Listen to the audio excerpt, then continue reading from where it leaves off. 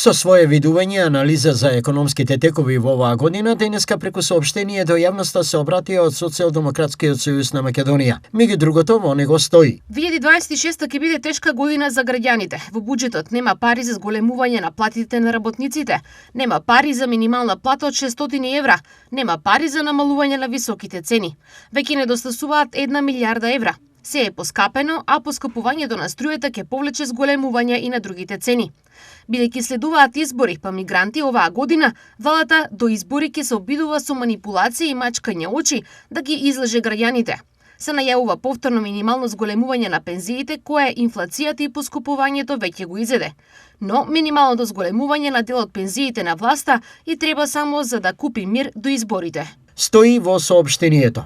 Од друга страна, на прашањето дали оваа година предвремени парламентарни избори се можни, премиерот Христијан Мицкоски беше лаконичен, но и двосмислен. Понекогаш човек треба да внимава што посакува, може да му се оствари.